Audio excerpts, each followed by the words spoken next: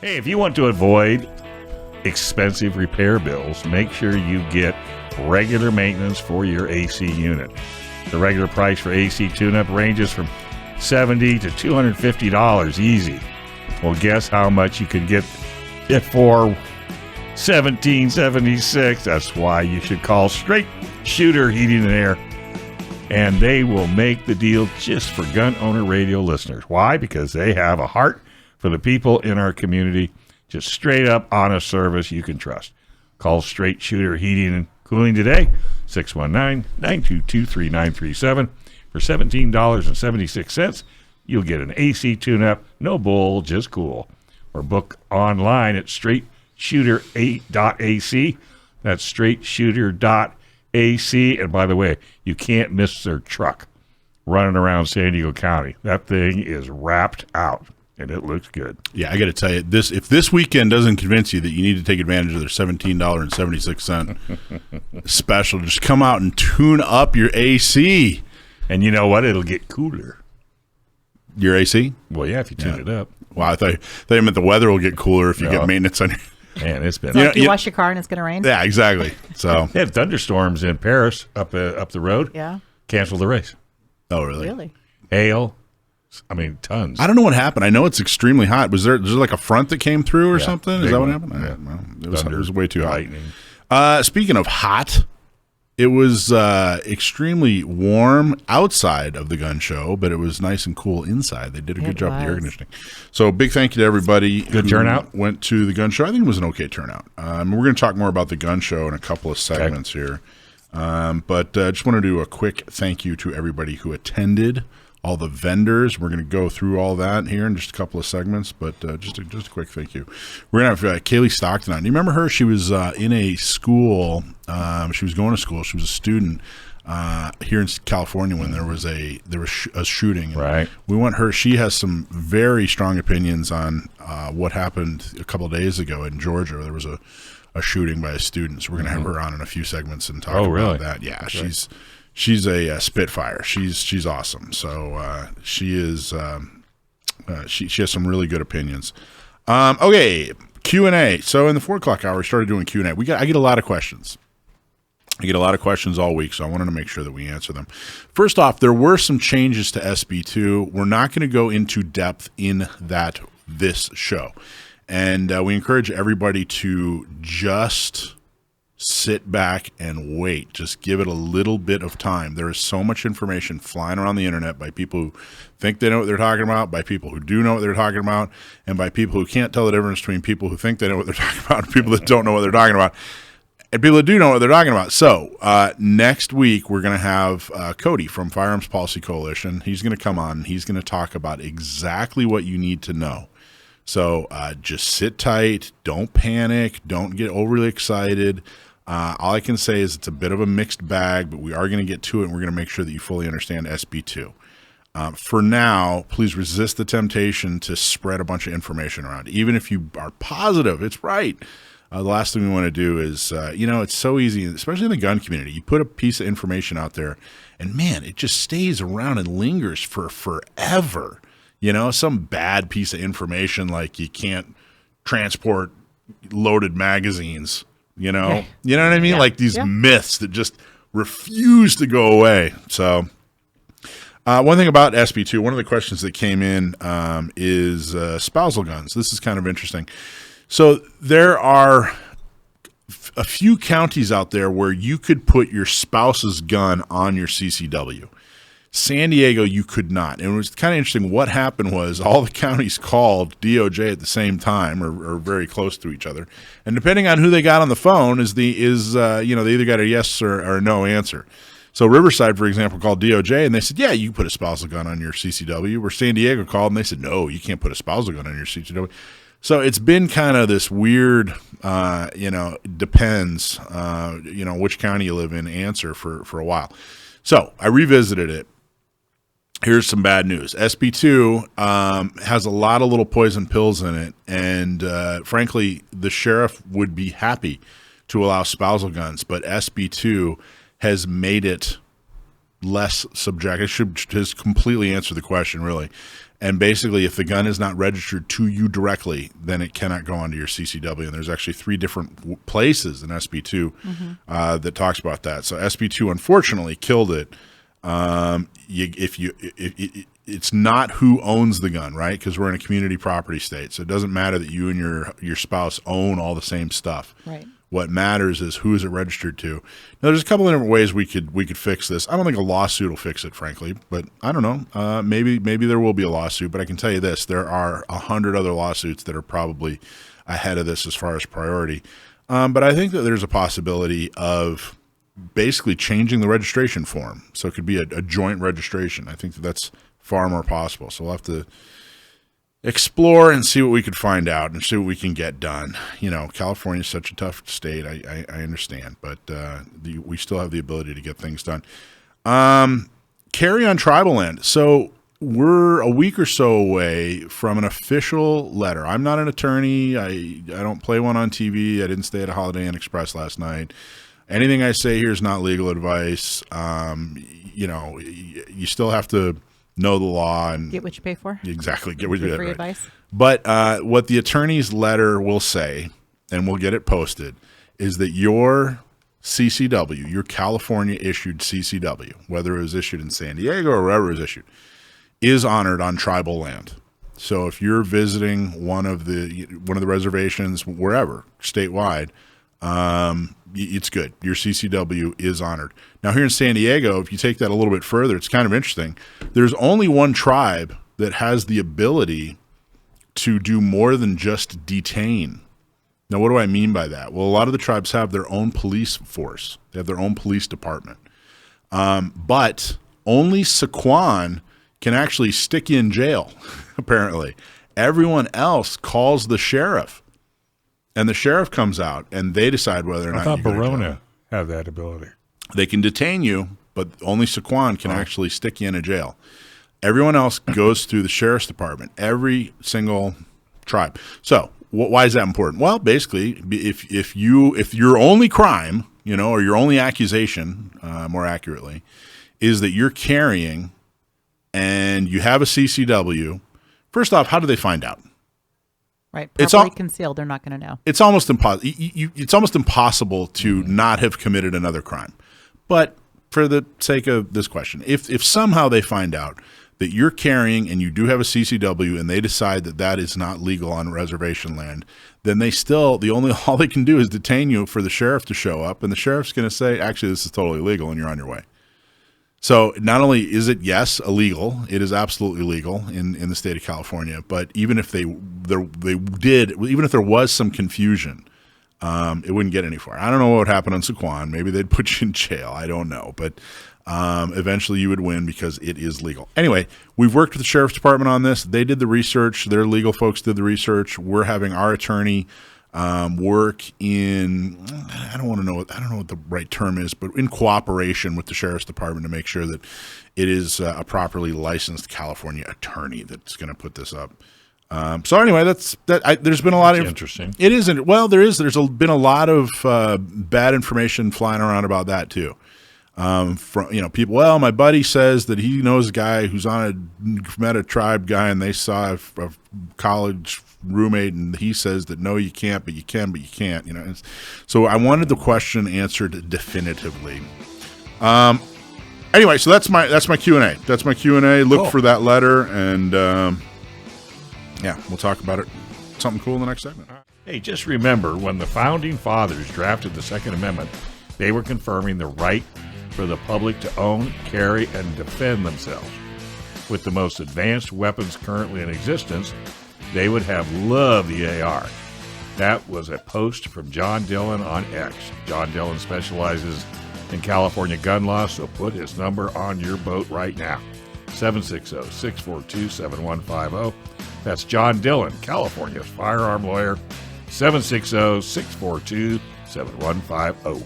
So we had the gun show in Escondido. Again, this is the second time we've had it in Escondido. And, of course, we partnered with Arizona Gun TV. They're actually the ones that did the show. And then the venue was the California. See, it's not called the Escondido Performing Arts. It's actually called the California Center for the Performing Arts Escondido. Yes, correct. That's the proper term. They changed it. So that's the venue. And then, of course, like I said, but what we did is promote it. And I got to tell you, Rich did such a good job with the symposium. Yeah, he did such a good job. And that symposium is kind of it's kind of the start of the show. Everybody was going in and out and talking about that. There was a lot of feedback on that. A lot of people came just to hear a certain speaker. It was interesting. Every once in a while, it's kind of funny, actually. So remember we had John Baldwin in to talk about ham radios? Right. So I'm sitting on a bench outside of the show. Eating ham? No, with John. And, we're just kind of talking, and this dude goes, "Hey, San Diego County Gun Owners Radio." And, every once in a while I get recognized. And I was like, "Hey, nice to meet you." Well, he busted out his ham radios. He was actually recognized John Baldwin, and he was like, "Yeah, I'm here to take the ham radio class." I'm like, "All right, cool." So, I think ham radio back in the day, they were huge. Yeah. Huge. Yeah. Then they died off. Right. And now it seems like they're coming back. There's definitely feels like there's a subculture that's pro Second Amendment. Distrust of the government. There's that too. Wanting to go independent. Well, that's getting away from. That's the whole purpose of ham radios. I know. No matter how you look at it, so it would partner with Second Amendment people, quite nicely. Right. So Rich, he's not here today. He's actually at the show. He's still getting things all cleaned up. But I got to tell you, Rich deserves such a pat on the back for everything that he did with the symposium. Couple ups and downs on the show, and I want to start with a quick message. I didn't know until late Friday afternoon that they were banning concealed carry at the gun show. Oh, really? And I immediately tried to get them to change that policy, and they refused. And they were so good. Yeah, I'm really disappointed by that, and I got to tell you, I am going to work. First off, I'm very sorry to everybody. I thought it was completely inappropriate. Well, did they frisk you when you came in the door? There was a metal detector. So here's the deal. It is not law. It is not Escondido. It is not California. It is not the federal government. This was the venue, and this was Arizona Gun TV. This was their decision. And watching people get metal detected and then turned away if they had a backpack or a diaper bag or a pocket knife, and not allowing people to carry is unacceptable. And we will not be partnering with them until they change their policies. Wow. So I don't all people to do that. I got to tell you, I'm highly disappointed, but it is what it is. A lot of people, I was out front all day yesterday. Did they take their stuff back to the car and still come through? A number of people did that, but a number of people just left. Said, I don't want to get treated that way. So I want everybody to know. I don't want to make a big deal out of it right now. I want you to know that we're going to work to change that policy. I see a path forward. I think they can absolutely change that policy, and we'll have a fantastic gun show next time. And we'll be happy to promote it and have a symposium and get people to attend as long as they change their policy. I think that would be great. But as long as they're, it's one thing if they're hiding behind a law, or being forced by law. And we're like, all right, fine. If that's what we got to do, that's what we got to do. What about insurance? There's nothing, then they need to get new insurance. You know what I mean? There's nothing, that's not a requirement. Did you have a chance to talk to them or no? We had a lot of talks. Oh. Okay, so I want to start with, so that's that's an unfortunate thing, but it didn't ruin everybody's day, and I think that we can get that fixed. So I do want to thank Jake Wiskerchen from Walk the Talk America. I got a chance to talk to him. I don't know if you remember him, but he's a mental health professional who's pro Second Amendment. Do I want to say that he's pro? I mean, he is, but that kind of pigeonholes him. Yeah. He's just a professional in the mental health field who said, wait a minute, we're treating this whole thing incorrectly. We're not being professionals about this. We need to actually talk about the actual problems rather than just allow the anti-gun folks to, shove their agenda down our throats and make us run our practices that way. He was there. He gave a great talk. I got a chance to say hello to him. And let's see, Walk the Talk America and Zephyr Wellness for talking and helping out with the Kids Safe Foundation BB gun range, which was very, very cool. So thanks for coming in from Reno for all of that. That was awesome. And of course, Derek LeBlanc from the Kids Safe Foundation. He did a ton of speaking and teaching. He did a whole class on kids firearm safety. And thanks to him for bringing down his whole setup and his BB gun range, which I think is really cool. Have you seen that yet? Their BB gun range? Yeah, I saw it today. That was cool. Did they let you shoot, or were you too short? Yeah. That hair was the wrong color. That a minimum height requirement. No. That's it. I think you any TV station show up? I say that. I think you're taller than I am, frankly. I'm not even sure. I didn't see any media there this weekend. So no protest. No protesters either. I didn't see. Actually, I got to tell you, I am 90% sure that there's this squirrely anti-gun lady. I think that she was there. Yeah, I think she was there. She's probably going to have a strongly worded Facebook post, a breathless, protest. Wear herself out trying to get on TV. Yeah, well, good luck. I'm 90% sure I saw her, and I welcomed her and said, "Hey, how you doing?" Big thanks to Sure Shot from Oceanside for hosting the virtual firearm simulator. Phil's the best, man. If you haven't been to Sure Shot in Oceanside, I bet that went over well. It seemed to. People, people seem to really have fun. Yeah, because even the last event we had when he was there, I mean, people were lining up. Phil's such a great guy too. Such a good instructor. Such a good teacher. A bunch of really cool class instructors like Perry Yee from Fortified Measures. Perry's been on the show before. Really good dude. He was on the SEAL teams for a while, and now he's teaching people more than just firearms. He's teaching people how to defend their home. How to actually what would you actually do in your home if someone broke in. But we already talked about John Baldwin. Big thanks to John Baldwin for teaching people how to be a ham. He's, of course, a San Diego County Gun Owners board member, and he was there to teach people how to do ham radio stuff. And I thought, like I said, we just talked about that. I thought that went really well. Mike DeSargo from Stronghold Dynamic. That dude's been in the studio more than once. Dwight from SEAL 1. SEAL 1 is just the best. We got to do even more for SEAL 1. We got to make sure that every San Diego County Gun Owners member, every Gun Owners radio listener is using SEAL 1. Or what we could do is everybody that joins San Diego County Gun Owners gets a free sample kit of SEAL 1, which brings up a point. We have almost stopped talking about joining San Diego County Gun Owners. Have you noticed that? No, I haven't noticed. We should talk more about it. Well, I was thinking about it coming in.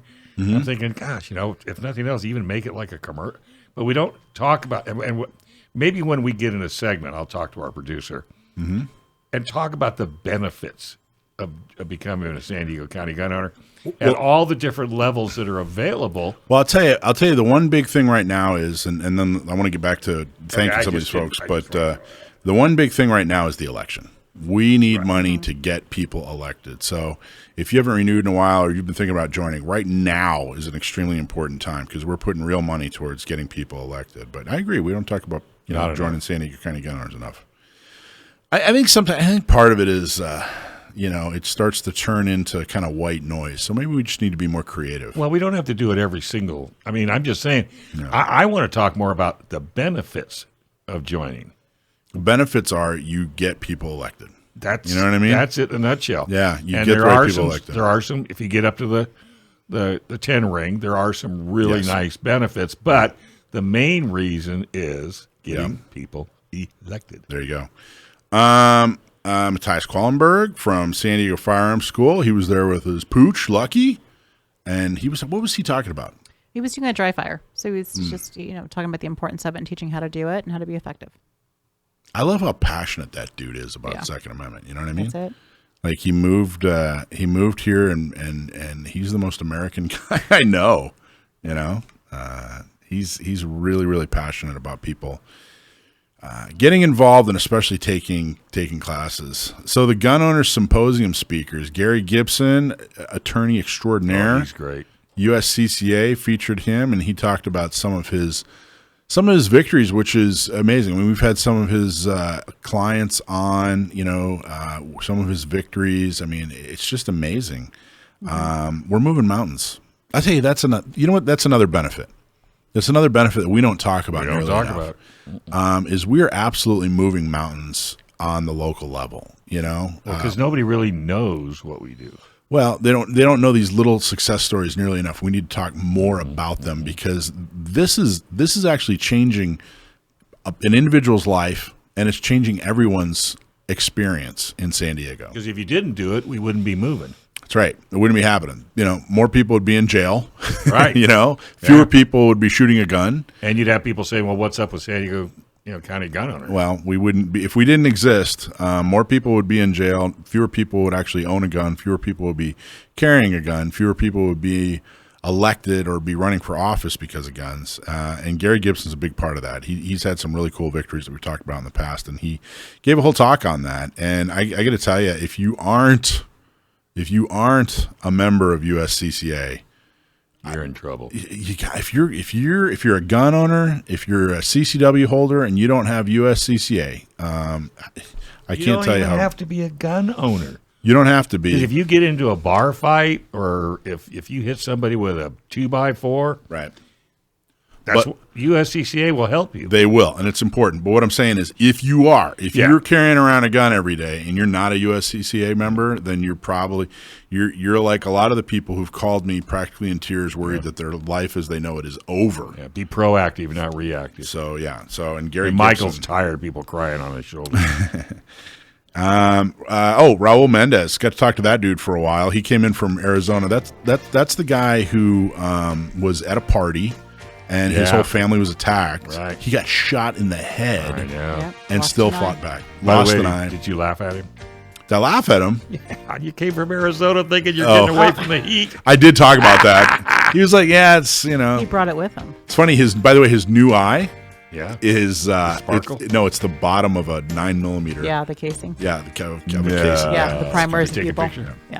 I have a picture. Yeah, there's a picture of us online. He and I together. With his eyeball? I didn't zoom in on the Focus. guy's eye. There's, a little telephoto. And big thanks to Mike's Barbecue, too, by the way, before we go. Oh, I love Mike's Barbecue. Yeah, and Bill Deasy and Miss Alicia, thank you. You're welcome. And Brandy, I wish I'd have caught this. Brandy Joseph from Fortune Firearms, she talked about the history of gun laws and especially the impact on the black community. Another great event. So I'm looking forward to seeing that online. A lot of these are going to be posted online. You'll be able to watch them again. So thank you all.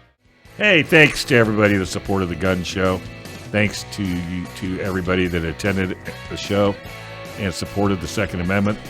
These events are extremely important, not just for gun owners to go shopping, but it's an opportunity to teach new people the truth about guns and how they are used overwhelmingly more often to protect life than when they are used in crime. Thank you to USCCA for being the title sponsor. And thank you to Gun TV Shows, our partners, for organizing the event. And thanks to Judy Fitzgerald and Mayor Dane White for being such strong Second Amendment supporters and helping rally the support for the show in Escondido. Hey, everybody. We have a very cool guest here. She's been on before. She actually came to a gun prom. She's so awesome. Her name's Kaylee Stockton. And Kaylee, are you there? Yeah, I'm here. How are you? I'm good. How are you guys? Good. When we first met you, I think you were still a high school student, weren't you? Yes, I was. Yep. And you, of course, went through a horrible situation, which I'm going to get you to recap a little bit. And then we want you to talk about another horrible situation that happened last week. But now I just want everybody to know you're out of high school. You're a mom. You're an activist. And you are such a powerful voice. And I can't tell you how much I appreciate your passion and everything that you do. Well, thank you. Yeah. How is your little baby? He's doing great. Good. How old is he? 14. He's 2 years old. Oh, 2. Oh, come on, man. We'll have him in a race car in 2 more years. There you go. So, Kaylee, just touch on what happened to you when you were in high school that set you on a path of being a Second Amendment activist. Yeah, November 14th, 2019, a gunman had entered our school and randomly started firing off shots that killed 2 people, and then he would end up killing himself and injured 3 others. I was one of the students that was outside during that time, so I had to run for my life. We made it into a classroom where we helped perform first aid on one of the victims and waited helplessly for police to arrive. And how did that affect your life? How did that change your life? Yeah, I mean, this was a dramatic change. I immediately started researching pretty much every mass shooting to happen in world history. And I soon found out that despite the common rhetoric that guns were not actually the issue, rather defenseless citizens was the issue. That's interesting. And that I think that is a conclusion that many or maybe even most people come to, whether or not they've been in a situation like you had to endure or not. But the voices who say that the gun is the problem, and they use these incidences to try to ban guns. They definitely seem to be very loud. They seem to be a loud minority of people. And I think it's really important that we hear from folks like you, Kaylee, who've come to a more common, a more rational, more reasonable solution. Something that makes more sense. I think we need to hear more from folks like you. And what do you talk about? You and I started talking last week on what happened in Georgia. Can you give us a little recap of what happened? Yeah. So on September 4th, a 14-year-old student, who I'll leave nameless, opened fire during their second period classes, killing 4 people, which was 2 students and 2 teachers, and injured 9 others. The shooter was apprehended shortly after the attack by what the county sheriff said was a resource officer that was on campus. And the shooter was charged with multiple counts of felony murder. We do know before the attack, the shooter was showing signs of distress, and his family members expressed concerns about his mental health. His mother had even called the school that morning to warn them of what she called an extreme emergency. But administrators were unable to locate him in time. We also know May 2023, the FBI investigated him about an anonymous tip they received about threats made on Discord under a username that in Russian translated to Lanza, which they believe referred to Adam Lanza, the Sandy Hook shooter. And when they questioned him about it, the shooter and his father both denied knowing about the threats. And the FBI determined that there was no probable cause for further action. Interesting. How do you feel about that? How do you feel about the lack of, there were clearly some, what they call red flags. I'm almost hesitant to use the term red flag anymore because they've turned it into they've evilized it. It's like a pejorative. They've said, hey, we're going to have red flag laws, and they only came up with gun violence restraining orders. And I watch gun violence restraining orders get abused all the time, and so I'm almost hesitant to use the term red flag anymore. But there were a lot of red flags that happened. And Kaylee, how do you feel about all these red flags happening, and it still wasn't prevented? Well, I think the threats alone that he had made in the past should have been enough to, those alone are breaking multiple federal and state laws. Yeah. To commit an act of violence on another person, let alone a mass act of violence like the ones that we're talking about. And so I think that alone should have been enough for the government to step in and say, hey, you are a threat to society.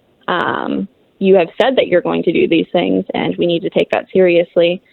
But I think it further goes to show that we can't rely on the government to protect us. I think that's an extremely important point. In fact, in this situation, it was an armed resource officer that stopped the carnage? Yes. Apparently, according to the county sheriff, the resource officer engaged, and the shooter knew, according to the county sheriff's words, that if he did not give up, it would end with essentially the shooter dying. It would end in a shootout. And so the shooter dropped his weapon upon engaging with the resource officer. Wow. And this this disturbed murderer was 14, is that right? Yes. Jeez. That's crazy. And it's just a few years ago, I remember reading a story about some kid who was in the cafeteria of his school, and he bit a Pop-Tart, so it was in the shape of a gun, and he got expelled for that. Right. And this 14-year-old was making, horrific threats, and their parents were, worried about their mental health, and nothing happened.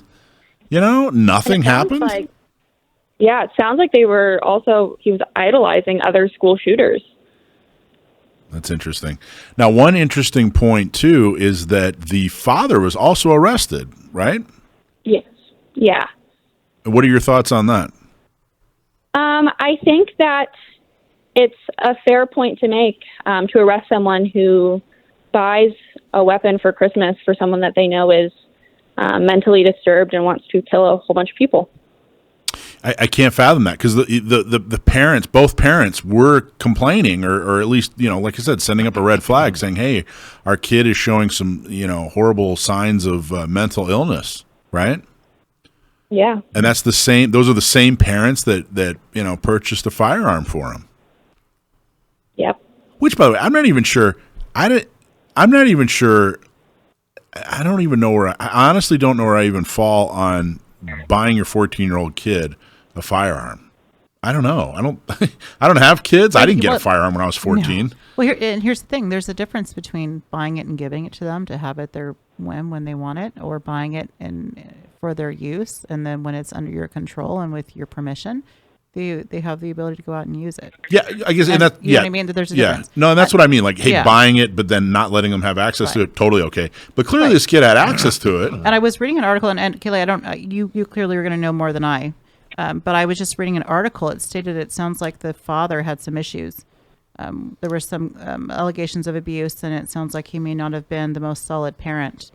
And I'm getting the feeling by this article that I was looking at that the mom and the dad were not on the same page in a lot of ways. Based on the, I don't know. Yeah, I don't know how accurate this is, but the dad was extremely supportive of his son, despite even in the FBI interviews, the dad got involved and he told the FBI, he's like, I have firearms. He doesn't have access to them, which was obviously a lie. Right. And he seemed to do whatever it took to keep his son out of trouble, whereas his mom seemed to be the one that was kind of asking for help and knew something was going on. That's interesting. So what are your thoughts on, has this changed how you think security at schools should be handled? And if so, how? And then tell us, what are some solutions here? What should everybody be doing better? Absolutely not. I think the resource officer being able to stop the shooting before it got any worse was a prime example of why we need armed security on campuses, which ironically in 2019 during Kamala's first presidential run, she had kind of made a statement alluding to the fact that she wanted to take away resource officers and armed police on campuses. Jeez. And I think that, obviously for students died, and that's tragic. So maybe we need to look in how many resource officers per student there is on campus you would need. Maybe one is not enough. Maybe you need more like 2 or 3. Or even going back to this idea of letting teachers volunteer to be trained so that they can carry a weapon on campus. One of the teachers that died, I know for sure, was based on student testimony, was checking to see what was going on outside, and if he had a gun, there's a possibility that he had been able to stop it before getting himself killed. I think that's all extremely rational and logical, and I appreciate so much that you've taken the time to do the research and be a part of the conversation, and thank you so much, Kaylee. You're doing an awesome job. Condor Outdoor. Boy, if you want to be styling, you got to let Condor dress you up. And a big shout out to them for supporting the gun show. Stay tuned for next week's show when we announce the winner of their new Nomad backpack. I'm excited for that. And it wasn't you. I already looked. The Nomad is a versatile and durable backpack for outdoor enthusiasts and urban explorers alike. So if you're looking for the best in tactical gear, look no farther than Condor Outdoor. You can use code GOR for a 15% discount off the website, condoroutdoor.com. And use GOR for your 15% discount. Hey, by the way, all you boaters, on September 14th, they're going to have a Trump boat parade down the bay. So if you're interested. Oh, cool. So they're going to do a big boat parade? Yeah. Well, hopefully before November they exchange that B for a V, because that's what counts. Well, that surely does. We need Trump voters. Yes, we do. Although in California, it's not going to. It's almost a waste. I'll be parked over that boat ramp. I'll be watching. You gonna be down there? You know, that's a thing now. Have you seen that? What? Yeah. People watching the boat ramps. Yeah. You know, it's interesting. I saw two stats talking about the national election here. About a third of Californians are going to vote for Trump. About a third. Okay. According to polls. About 46% of Texans are going to vote for Harris. What? 46%. Really? He's going to eke out. Trump will, if he wins, he probably will win Texas. People think Texas is like this, we got a 10-gallon hat and we're all pro-gun, man, and we're Republicans. Wrong. It's like 50-50. Right. And you know what the other thing, and I don't know how you feel about this, but I think we've mentioned this more than once, and they're even talking about it nationally. When you're doing a poll, Trump always comes in low. But the truth of the matter is, most of the people polled don't tell you they're going to vote for Trump. So there's really a good chance the polls aren't. If they called me, I'd probably just hang up. I don't know that they're lying. I don't know. You're right. You got to understand what polls are. But this snapshot I know. is, I heard really that one too. But I got an interesting story for you. Okay. More interesting than statistics. So a big story. Is it like a bedtime story? Kind of. Okay. A big story broke last week where a number of influencers. You know what an influencer is? Yes, someone they have a YouTube channel, right. And they talk thousands and thousands. So about four right of center YouTube influencers are being accused of accepting money from the Kremlin, from the literal Kremlin. I heard that. Okay. Now, what's interesting about this, and it's guys like Tim Pool and Dave Rubin, and there's a couple other folks I didn't really recognize. I don't really follow them. I kind of follow Tim Pool, who used to be very left of center, and now he's a little bit more of a libertarian kind of right of center guy. Both those guys, Tim Pool and Dave Rubin, used to be left, and now they're right. And I'm not really all that familiar. I've listened to them a little bit. There's a couple other folks I'm not familiar with at all. But here's where it gets interesting. About 6 months ago, I'm rolling through. I'm always looking for, all right, what's hot, what's working on YouTube? How can we reach more people? And I run across a person named Lauren Chen. And she's young. She's like in her late 20s. And she's got all these followers. And she's got an opinion on everything. And I'm going, why is everybody watching her? Like, what is she? Who is she? And she was actually, at the time when I first saw her, she was talking about how to win an election. And I'm like, well, was she a part of a campaign? Like, why are we listening to her? I couldn't find her bio anywhere. There was usually they like link to the bio and they brag like I've been a part of all these campaigns and I was a talking head, or I graduated from here. I owned this company. Something, nothing. I couldn't find anything. So I start asking in the comments. I'm like, hey, I'm just curious. What has she accomplished, or what are her credentials? Why are we listening to her? Like, where does she come from, or whatever? And I got pounced on. Huh. People are like, liberal, blah, blah, blah, you jerk. I'm like, whoa. I just want to know. Easy, big fella. Yeah, like, where does she come from? Well, that set me off. I'm like, okay, now I have to get to the bottom of this. Now you piss me off. So I start looking at her videos. I start going through. I start searching the internet, every video. I'm like, I don't understand why we're listening to her. If anybody has any information on her at all, why are you guys following her? Why are you taking advice? What qualifies her to talk about anything? What is her angle? And I'm getting into these, I'm watching. I say I'm getting these fights. I really wasn't. I'd make like one comment and then a bunch of people pounce on me, to the point where I'm pretty sure that it was either her or someone on her staff started pushing back on me, because it was kind of the same voice. I could kind of tell it was the same writer, And so I actually reached out to Rich and said, we got to get her on Gun Owners Radio. I really want to get her. I want to, figure out what's going on here. This is not passing the sniff test at all.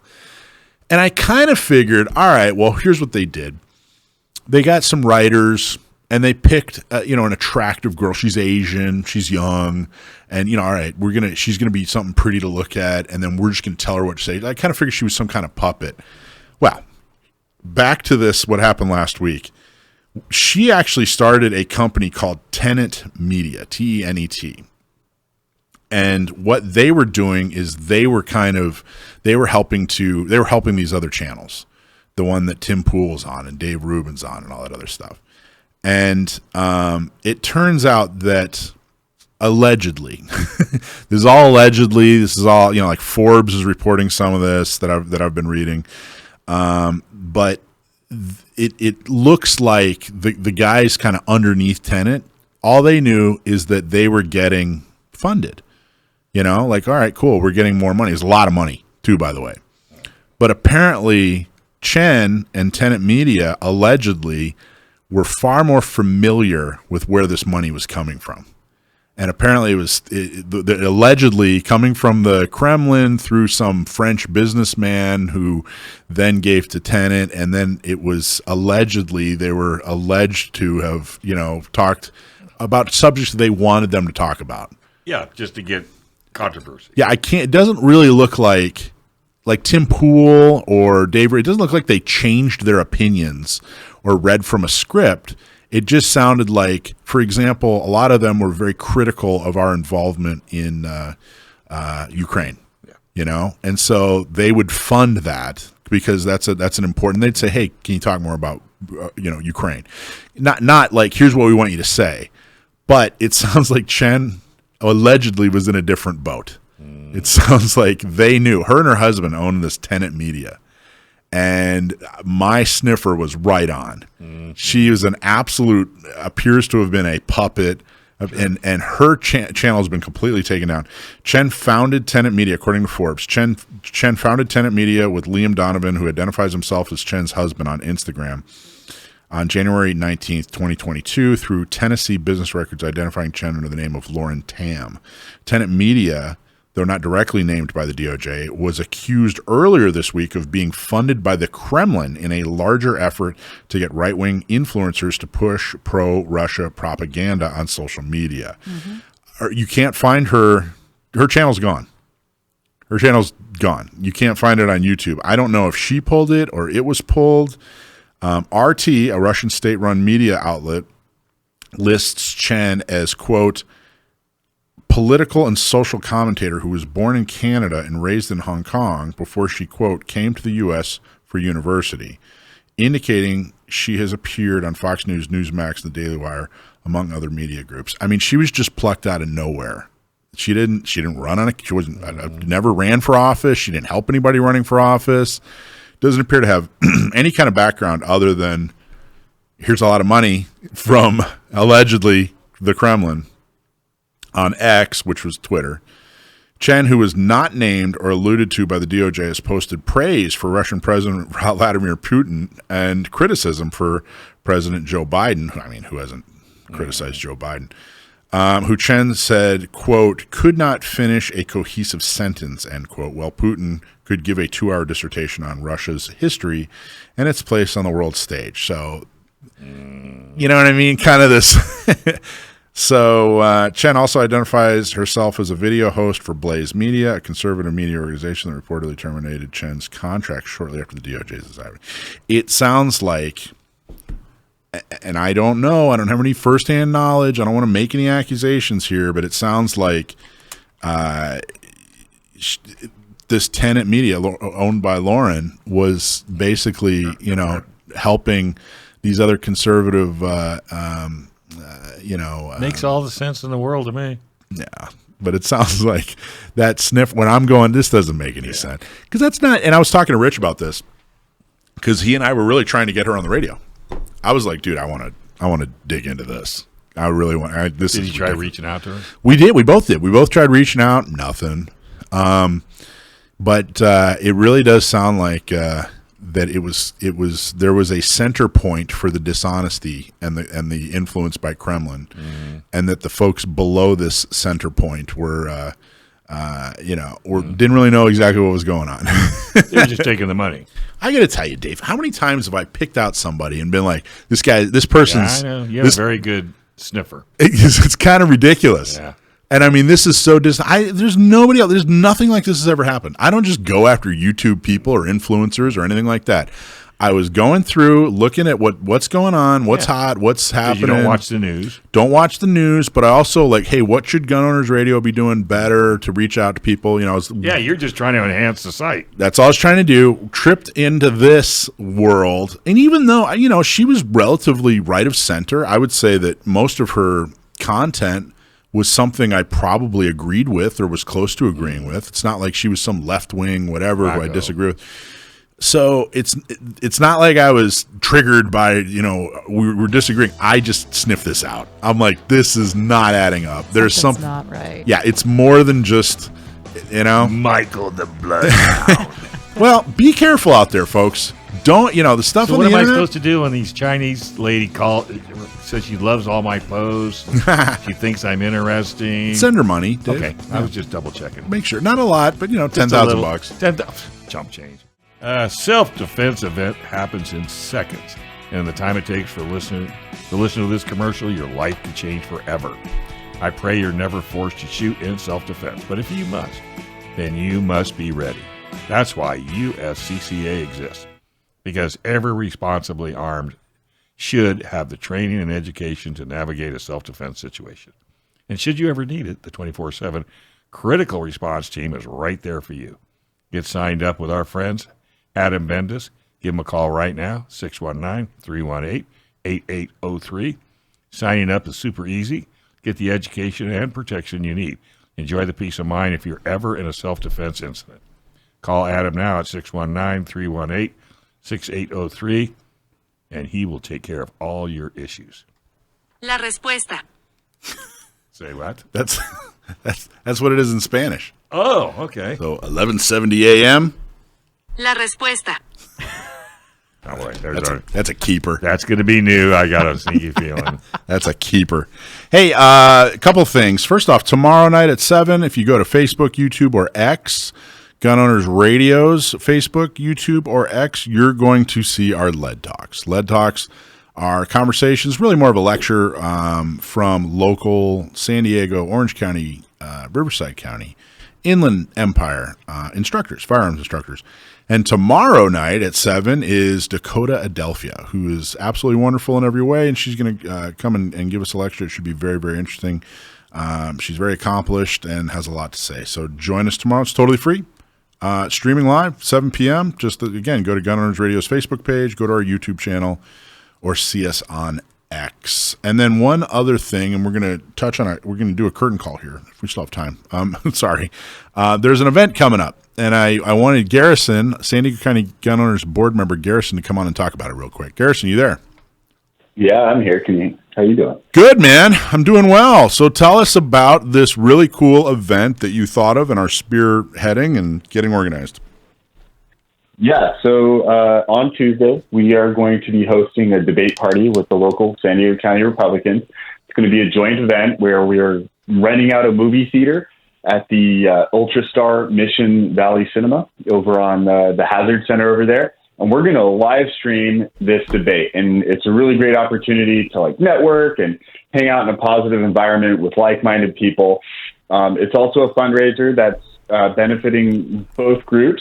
So we do have tickets you can buy with a donation. The link is on all of our social media websites. It's a really accessible price point, only $30, and you're going to see some local 2A and political figures there to talk to and rub shoulders and get to watch that debate without the kind of slant or tint of the media.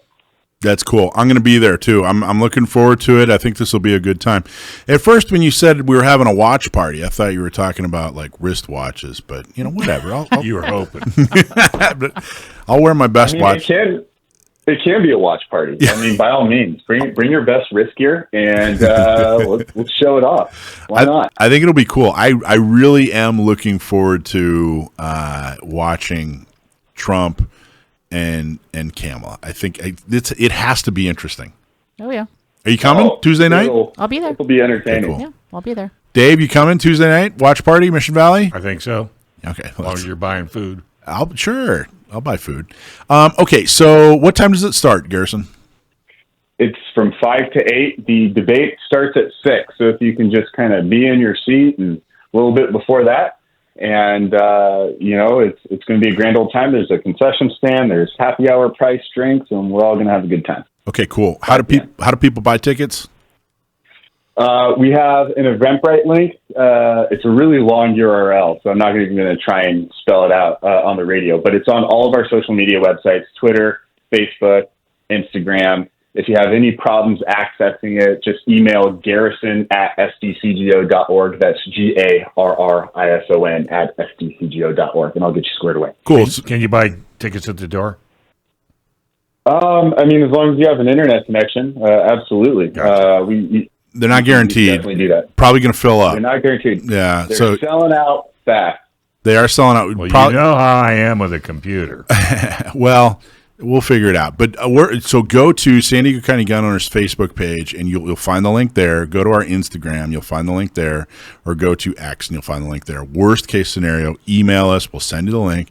Email Garrison, GARRISON @sdcgo.org. What do you think, man? What inspires you to put together a watch party? Well, this is part of the democratic process, right? Whether you're for one candidate or another, it's important that we sit down and watch. As voters, as citizens, we're obligated to make informed decisions. And so when you watch the media or listen or read or however it is you consume it, there's a lot of bias either way you go, right? And I don't know if you've ever read a news story or an article about a debate party or debate, I should say, or forum that you've watched, and it's always way different. And it's hey, I never got that from what I saw, and then you realize it keeps happening over and over again. So let's get in there. Let's watch the debate. Let's hear what the candidates have to talk about.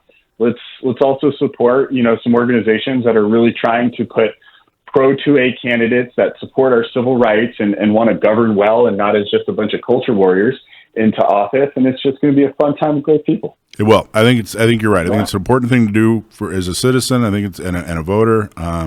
Even though I'm pretty sure everybody who's listening already knows who they're going to vote for, but still, I think going through. But I think it'll be interesting. I think it'll be fun. I think there's going to be a lot of like-minded folks. I'm always looking for another opportunity to hang out with people that I like. Yeah. That's it. Or me. Or me. Quarter me. And I did. And so Harrison, I followed, Garrison, I'm sorry. I knew that. I have followed your instructions. I went and I found it. And I'm going to show this to Dave so Dave can make sure to be there. I did find on the San Diego County Gun Owners Facebook page. You just look for the graphic. There's a picture of Trump and Kamala right there on the graphic. All right, I'll try. That's the info, Dave. You can do it. Dave, if it's confusing, I want you to send me some smoke signals from your cave. What you do, and I'll get on my Tyrannosaurus Rex. Just buy me a ticket, and I'll pay you in cash. Hey, you know what? Are you definitely in? Okay, I'll text you and confirm my stuff. I do have one thing I have to check. Okay, he has to check with the boss first. If you text me, I'm just coming alone. If you text me and confirm, you don't have to go through the horrible process of. I'll get you squared away. Giving me cold chills. I just want to. Do you need a hug? I just want to come over and give you a hug. I just can't find any. I think he needs a hug. He needs a hug. I just tried to vote for a girl that's trying to become a race car of the year, and I couldn't do it. What else did I just try to do? Oh, I tried to donate money to Mike for the voter guide. I couldn't do it. He just brought a check. I just brought a check. Yeah. It's actually thank you for that check. An IOU. He says he'll pay me Tuesday for No. There's a check today. in there. Hey, so what do you think? What are you looking for in particular, Garrison, when you're going into this to see the debate? When you're between the two, is there what particular are you looking for? What do you want to see, or what do you need to see? You know what I mean? Me as a voter, what am I looking for? Yeah. Yeah, I'm one of those people who actually just wants to hear about policy. So obviously, we really care about the Second Amendment here, and that's what drives us. But also, as a voter, there's other things. We have an economy that's not really doing so hot. We've got runaway inflation. We've got growing, issues of wealth that are happening in our country. And both candidates are really putting forth some of their ideas, some more than others, I should say. And I want to hear more about them. There's one candidate talking about, hey, I'm going to deregulate and slash taxes, which that's kind of more in line with what I'm looking for in life. And then you have another one who's campaigning on just outright central planning. And, we should definitely hear more about that. You should listen to people when they tell you who they are. So that's what I'm looking for. And I just really want to hear about policy and how both candidates want to address the challenges that are facing our country in a way that is pragmatic, a way that's constructive, and also inclusive of everybody in the country, not just their side. Me too. Okay, it's this Tuesday night, so it's Monday. It's like 2 days from now. So go to our social media, buy a ticket. How much are tickets again? Tickets are $30. $30. Great, fantastic. Thank you for organizing this, Garrison. I'll see you Tuesday. Not Me is for women, by women, and is designed to help women with training, purchasing a gun, getting a concealed carry permit. And guess what? It's free. If you're a woman or you know a woman who needs help, have her sign up and we will give her the help she needs. To sign up, just go to notmesd.org. By the way, this week's winner, if you subscribe to our email list, go to gunownersradio.com, subscribe to our email list. You might be a winner. And this week's winner is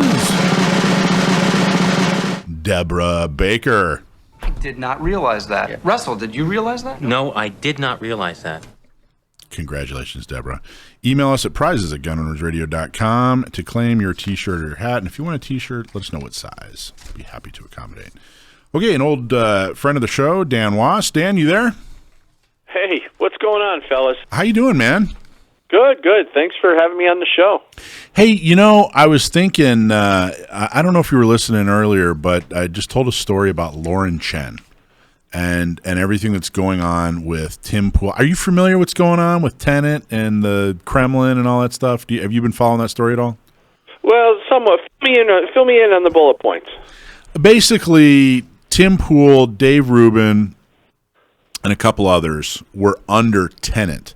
And Tenet was owned by Lauren Chen. And they have these YouTube channels that blew way up. And they were getting funding. And the DOJ is now alleging that much of the funding, I don't know what percentage, but a percentage of their funding was being funneled from the Kremlin. So in other words, the Kremlin is, sending it to this business person who sends it to that business person who sends it to Tenet, and then Tenet, funds these right of center influencers. Now, allegedly, Dave Rubin, Tim Pool, those guys didn't know it was happening, but allegedly Lauren Chen did know it was happening. And I was telling this story about how I discovered her about 8 or 9 months ago while I was flipping through YouTube. And I'm going, who is this person? Why are we listening to this person? Why does Lauren Chen have any kind of voice? She has no experience, no bio. She's never accomplished anything. But all of a sudden she's got like 500,000 fans. And turns out that she was kind of allegedly more in the know than the other guys. Have you heard any of this at all? No, I'm really not familiar. I do know who Tim Pool is and Dave Rubin, obviously, but no, this is just kind of new to me. Well, let's skip it then. I just thought maybe if it was something you were following that was something we could talk about. It's a pretty interesting story. It really, it sounds like there's a lot of. I mean, frankly, there's nothing. I don't know what's illegal about the Kremlin saying, "Hey, we're going to give you money to have a show in America," unless there's some kind of like reporting, I believe there is an FCC regulation to foreign relations owning certain stations here in America. Okay. RT is an exception because somehow they partnered with an American company, so therefore they're allowed to broadcast in America. But this reminds me of there was a radio station here in San Diego specifically, and it was owned by China, and they would show Chinese government propaganda, or they would play Chinese propaganda ads all over the station denouncing America over and over. And the FCC finally said, okay, you know what? This is not. You're done. Yeah, this is freedom of speech is game overdone now. So we're just going to get you off the air. And, China. Yeah. Well, and I wonder if that's happening to a lot of marketing companies that put together TV commercials for big companies. You know, any products that you might use. I see a lot of just Chinese actors in TV commercials. So I wonder if the marketing companies that are putting these ads and these these promotions together are being funded by other countries. Well, Dan, Dan, do you listen to Tim Pool and Dave Rubin regularly? Occasionally, so not regularly. I'm not listening to their show every day. There's a lot of shows that I try to follow, but yeah, occasionally. I just can't fathom. I don't ever remember hearing any of their content that was so skewed that I would think to myself, "Oh, well, that's coming right from the Kremlin," you know? Exactly. Yeah, exactly. I always liked both those guys. I always thought they were right on with most of their content, and I never saw anything about either one of those. I mean, Tim Pool, from what I understand, he was a lefty. Yeah. And kind of converted, but Dave Rubin too, right? Wasn't he on? Yeah, he was. You're right. Young Turks. Exactly. Yeah. Boy, what do you think of the? We're totally going off subject here, but I don't care. This is interesting. What do you think of the Young Turks lately? Do you follow those guys at all? Well, yeah, that guy. What's his name? Chen. Yeah. I love watching him get himself all twisted up in a knot because he gets so angry, and I just love it. Because he's he can't stand the conservative right, and so just sometimes watching him get all twisted is fun. But I don't. I mean, once in a while I'll watch some of that stuff. But he's far left, unless he's changed too. I don't know. Yeah. He's far left. Anti-conservative propaganda. Like no matter what, like a Republican could say, "Hey, let's build a park," and he'd suddenly be anti-park. I mean, it's exactly. His partner or whatever the relationship is, Anna Kasparian, it seems to be she's kind of pulling a Bill Maher, where she was she was fairly left wing, and she's kind of coming around and going, "Hey, you know what? Gavin Newsom's kind of a jerk here, and this is not working." And I'm rethinking some of my left leaning political ideals because there are people in the streets, and meanwhile her partner, I don't know how to say his name. Is it Cenk? I think Cenk. I think it's Cenk. CENK. I'm certainly not. I don't intend to insult him. I'm not trying to make fun of his name at all. I just truly don't know how to pronounce it. But he's just kind of a buffoon where he just gets overly emotional about anything, exactly. And he's like the Fred Flintstone of left wing politics.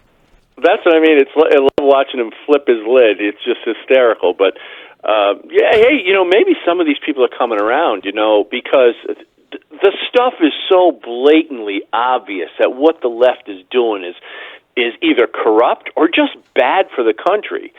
And we're not even talking about gun rights and gun laws and stuff like that. We're just talking about regular everyday stuff that affects us at the local level. And I think some people have to start waking up. You can't live your life in that delusional state forever. And I don't know if you guys even know my story, but I kind of came from that left wing place too when it comes to gun rights until I was involved in a situation where I said to myself, I really need a gun. I need to start rethinking this stuff because I have a family to protect. So when you have one of those moments, I don't know what it is for that girl on Young Turks, or what it is for Anna Kasparian, or Tim Pool or Dave Rubin or who, I don't know what it is for them that changes them, but there's sometimes comes a moment in your life when you have this moment of awareness, and you can't deny it. And maybe that's happening to some people. Interesting. Well, so crime was a big focus in Chicago during the Democratic National Convention. Oh gosh, yes, I just wrote a couple articles on it. So talk about it. Tell us about what are your takeaways and what are your thoughts? Well, I'll talk about. I don't even know where to start with Chicago. There were recently 4 people were killed on a train in Chicago. They just got shot, and they were sleeping on the train. So some lunatic comes in and shoots them. Well, the problem with all this is that obviously you guys probably talk about this every day. The bad guys pay no attention to the gun laws, while the good people are forced into unarmed helplessness. If you look at Chicago's gun laws, it is so difficult to even get a gun. I mean, to even get a permit to carry. I wrote a couple articles in Ameland if people want to take a look, and I talk about all the restrictions and just in getting a gun. And if you do, because theoretically you can get a concealed carry license in the city of Chicago, but if you finally are able to achieve that, jumping through all their hoops, paying all their fees, and going through all their background checks and all that stuff, then the entire city of Chicago is basically a gun-free zone. So what they do is they include in their gun-free Chicago schools, public parks, government buildings, public transit, including buses, trains, bars and restaurants, hospitals, nursing homes, mental health facilities, courthouses, state and federal, here's the thing, public gatherings, including permitted events such as festivals, demonstrations, or parades. So if you're going to watch a parade, you can't bring your gun. I mean, it's so ridiculous. Casinos and racetracks, stadiums, and arenas. So basically, anywhere you would ever want to go is a gun-free zone. And the people on the bus or train, 5:30 in the morning, they're probably trying to get to work, I'm assuming, they get shot while they're sleeping. It's just unbelievable that the city, the former, what's her name, Lori Lightfoot, former mayor, right, current mayor, I can't think of his name offhand. I don't remember his name either, but she got booted pretty, swiftly, pretty thoroughly. I think Brandon Johnson, right? Is that the new mayor? But they're making this city a hell zone, just a death zone. It's like you can't protect yourself. You walk out of your front door and you're fearing, you're taking your life in your own hands, and yet the criminals are all running around because of bail reform, early release. It's like they're creating this victim-predator society, and they're doing it in New York City. They're doing it in L.A. They're doing it everywhere. And if people don't start recognizing what they're actually doing, it's going to get worse and worse. I can't imagine it's going to be just total chaos as soon as you walk out of your house if we let this keep going like this. Well, it's interesting. It's kind of I think that it's kind of a the view is that Republicans are better with or at least more engaged with foreign affairs and not domestic. But I don't think that really bears out in practice. Supposedly the Democrats are supposed to be the ones that care about your neighborhoods and your everyday life or whatever. But man, not anymore. At least maybe they care, but what they're attempting isn't working. But hang in there. We want to go to a quick commercial, Dan, and then we'll continue the discussion. Hey, if you're a business owner and feel like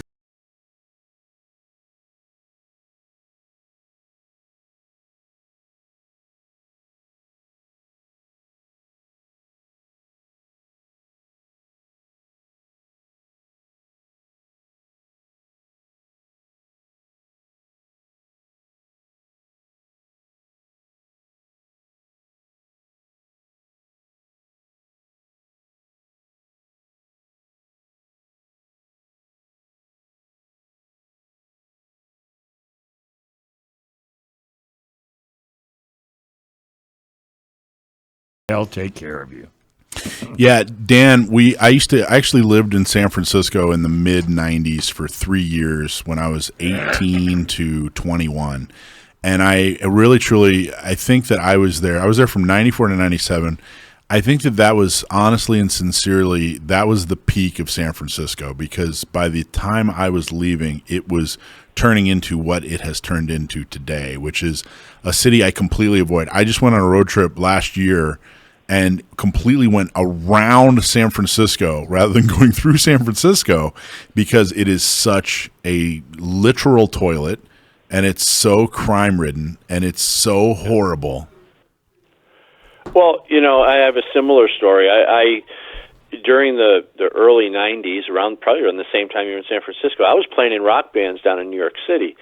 And we would play there during the week on Tuesday, Thursday nights and stuff like that, and it wasn't bad. I mean, we kind of embraced it. It was a pretty fun, actually. It was a good time, but then later on, I took my family there, my young son at the time, and I was shocked. I was like, I couldn't believe it. I'm like, I haven't been down in the city in years, because it's just so bad. I mean, it's a shame. It is. I don't think that you can. I don't think anybody can argue with or deny that there is. It's more than just a coincidence.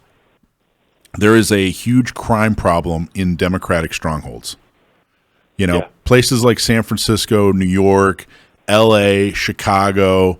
These are cities that from dog catcher on up have been run by Democrats for years. And they're no coincidence. They're anti-gun.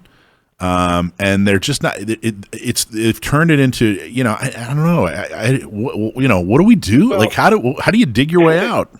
It leaves us rational thinking people to look at it and go, okay, they wouldn't do this if there wasn't some sort of end result. They're getting something out of it. They're getting something out of this, so I racked my brain trying to think, well, how could they possibly? Why would they want to do this? Why would they want to destroy their own cities? You got Eric Adams in New York destroying it, and before him you had, who was right before Eric? I can't remember. Was it De Blasio? I think it was De Blasio. Anyway, they just destroy, and they put their own people at risk, and they let the streets go to hell. So why do they do it? Okay, well, the only thing I can think of is that when good people are unarmed and defenseless, they lose their voice. Okay, so they can't speak out. They don't have any recourse to fix anything. They're basically a victim of the city, and I think that's what these Democrats want. I think that when you make someone vulnerable, when you make people vulnerable and put them at risk and instill fear, because you can't walk out of your door in New York City and not feel some sort of fear unless you're delusional. And the only way to that's the best way to control people, I think. I really do think that it's the victim predator society that they create in these places, because obviously they let the bad guys do whatever the hell they want, but it's the good people that they want to control. Keep them under control, just like you want to keep as many people as dependent as possible through fear or through the welfare system or whatever, because once you can do that and you can capture that huge audience and you can keep them sort of running to the open arms of the government, you got them. You got their votes. You got them under control. You can make them do whatever you want. And I believe that this victim predator society that we see by Democrats is their only way of staying in power. If you said, "Hey, Mike, push this button," and every government would be controlled by Republicans, I don't think I'd do it. I'm not a shill for the Republican Party, but I definitely don't want Democrats running it. I don't like the opposite either. It feels like there are so many places that are so out of balance. I've always kind of thought as Republicans as the dad and Democrats are kind of the mom, and dad needs to smack the kid, but not too hard, not too often, and mom needs to coddle the kid, but not too much. Hard, and it feels like, all right, you know what, Democrats, maybe we should be a little more accepting and a little bit more coddling. But man, I think we've gone way overboard. Maybe we're way too far on the other side, because it's definitely these cities where, like I said, from dog catcher on up, there's no defense of San Francisco. San Francisco hasn't seen a Republican since like Harvey Milk in the 70s. I mean, there's no excuse. There's nobody to blame but their policies. What about just California in general? I think they're not as bad. I mean, we have seen a couple of Republicans here and there, but yeah, we're under a one-party system. Yeah, and they do not care. There's no balance. Did you see where Newsom vetoed giving illegals homes for free? Yeah, they were going to give people $125,000 for a down payment on a home, and they didn't exclude illegals. Hey, Dan, so you're on the East Coast. Do you guys even talk about Gavin Newsom? Like, is he known in the East Coast at all? Yeah. Oh, sure. We think here in New York. I say we here in New York, but us conservatives, because New York, where I am in upstate New York, we're a good, pretty much a good mixture of conservative and liberal. But yeah, we think he's pretty much a joke. I mean, he's just he seems to be destroying the state, systematically destroying it. We can't figure it out. Well, same as Kathy Hochul here in New York. So that's what I mean. I think about this stuff, and I think about why are they doing this? Yeah. They're not stupid people. Well, Kathy Hochul's not so smart, but Newsom's not a dumb guy. There's got to be an agenda. Destroying one level of government at a time. He's knocking them down like dominoes. Yeah, I know. Yeah, and it's just you wonder. It's like what are they getting out of this? Either they're getting a ton of money for their own future generations of their families, and they know that they're 3-4 generations down the road are going to be set up financially, or they really do think this is the only way to keep people voting Democrat, because it works. Because somehow it's like an alternative universe, but somehow the people keep voting for Hochul and Newsom and Whitmer. I don't understand that at all. Shocking. I mean, we can't even recall him when he does the most heinous things ever with the COVID, and we can't even recall him. Yeah, I know. You guys, I thought you guys were close in recalling him. Well, it depends on who you talk to. Yeah. By the way, Dan, a local guy named Carl DeMaio did a study and found out that if you run the numbers, if the people who left California, the ones who said, I'm out of here because I'm scared of liberals and I'm fleeing, if they had stayed, the recall absolutely would have happened. That if it wasn't for them, U-hauling it out of here, we would have won. So, well, you heard all the stories about how the U-Haul prices go back to California were really cheap, but U-Hauls out of California were super expensive, and they couldn't even find them. Still are. Yeah. Really? Yeah. Well, I'm not surprised. No, it's and if you lived in California and you decided you were going to move to New York, you'll get a tax bill of what you were going to have to pay if you stayed in California. Yeah, I think they were trying to do something like that in New York too. Yeah, it's just crazy. And then the unrealized capital gains is something that really that's another one. Yeah, that really pisses me off. So Dan, you hit on something. Why do you think that if things are so bad, if we can point to cities like San Francisco and say, hey, these policies are just simply not working? I mean, it's crystal clear that they're turning good cities into bad. What is resonating with voters? Why are voters not more passionate about saying, hey, let's give the other side a try? Yeah, because they've been so conditioned, just like anti-gunners are so conditioned to fear guns and hate gun owners. I think those liberal progressive voters have been so conditioned to hate the other side. It's really become. They would say, I'm never voting for a Republican because they're so evil and racist, and all the whole list of things that they've been conditioned to believe, which aren't true, of course. But I really think it's that inherent hatred that is conditioned and developed, and it takes years and even generations to build that. But it's within them, and I don't think they can bring themselves to do it. Even voting against, they vote against their own best interest to be on the right team, because they believe that what they're doing is their people.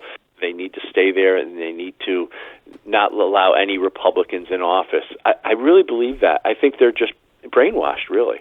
I do wish we had a better. When I say we, I'm talking very broadly. But I wish right of center did a better job of changing culture. And of course, I'm preaching to the preach, Dan. I think that's a big part of what you try to do is change the culture. And a lot of folks are trying hard. But gosh, I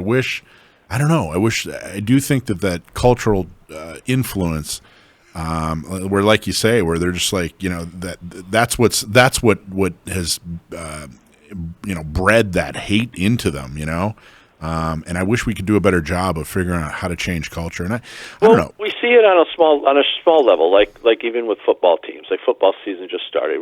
My wife's in there watching right now, and you when you grasp onto your team and you will stick with them through thick and thin.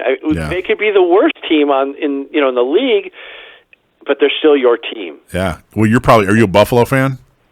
No, I bounce around. I mean, Have you ever been a Charger fan? I kind of like the Chiefs. I'm watching Dallas today. They're kicking ass, and I like Dallas. And Taylor Swift. I'm with you. Yeah. Hey, Dan. She's my favorite player on the Chiefs. Dan, have you ever been a Charger fan? I don't think so. There you go. They're masters. Chargers. They are the masters of destroying a fan base. Yeah. I still have all my Charger gear. I refuse to burn it. So I know where you're coming. Dan, what's your website? Where can people follow you and learn more from you? 2 sites. Good Gun, Bad Guy. That's the first site. You can find my books. Good Gun, Bad Guy. And then Loaded Mic. Loaded Mic. M-I-C like microphone. Loaded Mic. That's my web show. Cool. Thank you, Dan. Appreciate you, man. You're the best. Have a good one. Seal 1 gets compared to Frog Lube a lot. Well, they are different. They aren't different. They're very different. With Frog Lube, you just need a degreaser, solvent, lubricant, protection, gloves, all kinds of stuff. How many different types of Frog Lube do you need? It's too much and way more work than it needs to be. With Seal 1, it's one and done. Wipe it on, wipe it off, you're done. Buy some seal1.com, and if the gun store doesn't have it, ask for it. And a big shout out to Seal 1 for sponsoring the best segment on Gun Owners Radio. Seals are cuter than frogs, too. Say what? Seals are cuter than frogs. Oh, absolutely. Yeah. They're adorable. Frogs will give you warts. They're like the puppies of the ocean. Yes, they are. Is that true? Can you really get warts? I've heard that. Oh, heck yeah. I haven't heard it in years. Big honking warts. All right. They sit on you. Okay. On that note, so some for everybody's favorite segment, Stump My Nephew. That's a good question for Sam. Do frogs give you warts? It is. It might be a better question. If my old man, Dad, if you're listening, why don't you send me a text real quick? Can you really get warts from a frog? Let's see if you can text by the end of the segment here. Okay. Stump My Nephew. We found out years ago my nephew's really good at gun trivia. So if you send in a question, please do. And we use it on the air, we get a hat or a shirt. If you stump my nephew, you'll get a very cool special prize yet to be determined. We'll let you know what that special prize is. So, Sam, you there? Yeah, how are you guys? Good, man. How are you? I can't complain. Good. Anything interesting happening in Sam's world? No, but boring is good sometimes, right? Yeah, I guess that's It true. definitely is. Okay, here's the question. You want to ask a question? Go ahead, Alicia. Go ahead, Alicia. All right. So Sam, your question is from Jerry, and he is from Oceanside. His question is, what firearm mechanism first developed in the 19th century allows shooters to fire multiple rounds without needing to manually reload after every shot, yet doesn't rely on magazines or detachable ammunition storage? Jerry from Oceanside, thanks for writing in. Can you read that question again for me, please? There are a lot of moving parts there, no pun intended. There it definitely is. Actually, you know what? Hold. I'm going to get one quick clarification. Yeah. Pause. What's up? So we have this. Yeah. Should there be We're having word in here? We're having a discussion.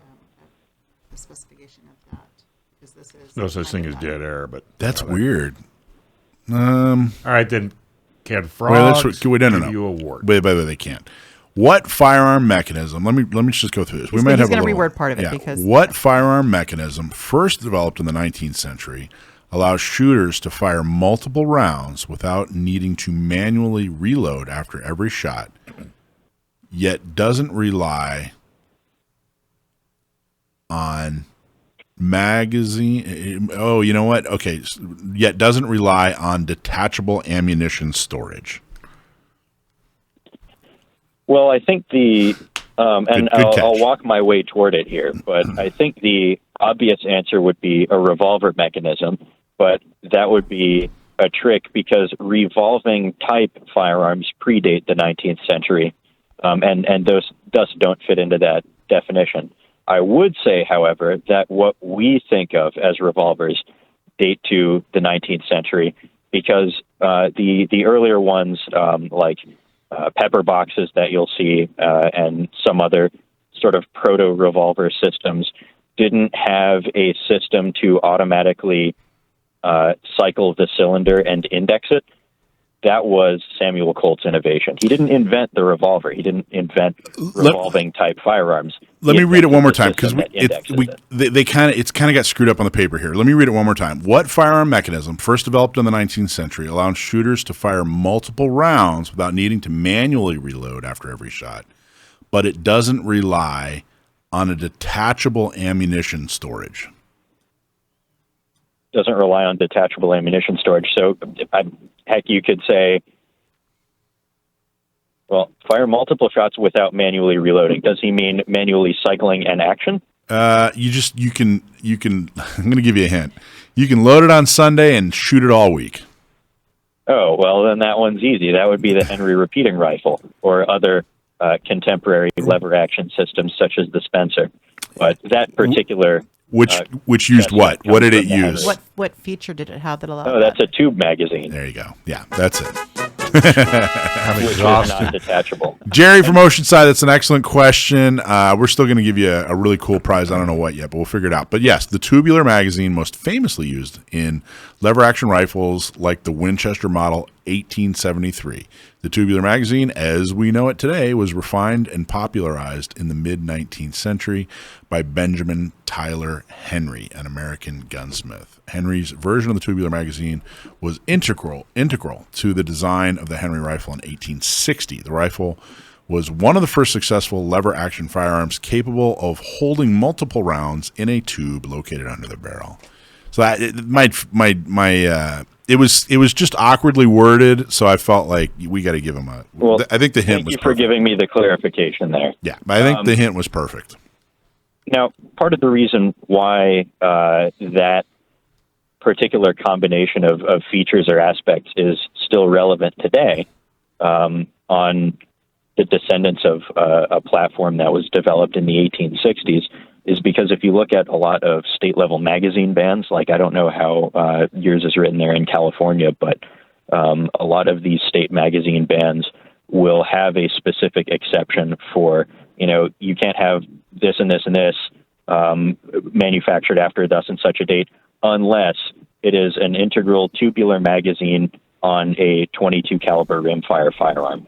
Because a lot of those, like if you buy a Henry Golden Boy right now, then if you load it with LR, then it holds, I believe, 12, depending on barrel length. Shorts, it'll hold even more. But if you're finding 22 short for sale in a store, then that's kind of surprising. Yeah. And, of course, a Red Ryder also has a tube magazine, right? Another important. And the thing in the stock which tells time. Right? Yeah, exactly. All right, so we do have a this just in. Do we have like this, Brendan? Do we have this just in music, like a dee-dee-dee-dee-dee-dee-dee? Do we have something like that? It's going to take me a minute to find. There we go. All right, this just in, breaking news. This is from Dr. Henry Schwartz. No, toads and frogs do not give you warts. Oh, yeah. How do you find out how you get them? Well, I don't know. But he's a physician, so he knows. I hear that frog legs taste like chicken, though. So if they're cooked, I once had frog legs that weren't thoroughly cooked, and it almost ended me. Oh, geez. Yeah, I almost. How'd you know it wasn't cooked? I knew immediately. I got it. It was at the fair, and I was like, I'm going to try the frog legs. Took a big bite, and it was this rubbery. It was crystal clear to me that I was eating a frog. It was horrible. It almost ended me. Anyway, on that note, hey, and by the way, no warts from that incident. Sam, thank you so much, man. Awesome job. Do you have a Henry? I forget. No, there's one in the family, but it isn't mine. Oh, okay. I think your grandfather has a Henry or two, doesn't he? He does. Do you have what do you have? Do you have a lever action of any kind? Nope. No? I guess that's a hole in my collection. Not yet. Thanks for pointing that out. I got to be honest. I've been looking at some of the lever actions. Mm-hmm. Alicia, you've seen like some of the lever actions that have like what's the mounting? They have the rail. Picatinny? Yeah, they have a Picatinny rail, and they're all tactical. I got to tell you, I've been looking at some of those and kind of lusting lately. Oh, that's interesting. The last thing I need in my life, but Henry I X wasn't gonna series, say Marlin Dark. I like a Henry myself. Yeah? What caliber? Sam, if you were going to get a Henry, what caliber would you get it in? Oh, I don't know. 22 is fine. All right. That's respectable. That's classy. That's a classy answer. It's a fun Plinken. It's a cheap answer is what it is. Yeah. I'm not made of money. All right, man. Thanks for the answer. Did a good job. Like I said, Jerry, you're still going to get your hat or your shirt, whatever you like, and then we're going to figure out a special prize for you. That was an excellent question, and thank you for sending it in. As always. As always. Thanks, man. Hey, thanks for having me on. Thanks, Sam. Thanks for watching this episode from Gun Owners Radio. If you're watching mainstream media, you're not getting the truth about guns and the Second Amendment. Gun Owners Radio is the easiest way to stay on top of the Second Amendment fight, the fight for your self-defense rights. You can watch our live stream on YouTube every Sunday from 4 to 6 p.m. California time, or if you're in San Diego, AM 1170, FM 96.1, The Answer. We're also available on your favorite podcast platform. Just do a search for Gun Owners Radio and you'll find our show. Don't forget to support our sponsors. Click on the links in the show notes and support the businesses that support your Second Amendment rights. Like and subscribe to help defend and restore the Second Amendment, not just in California, but across the country.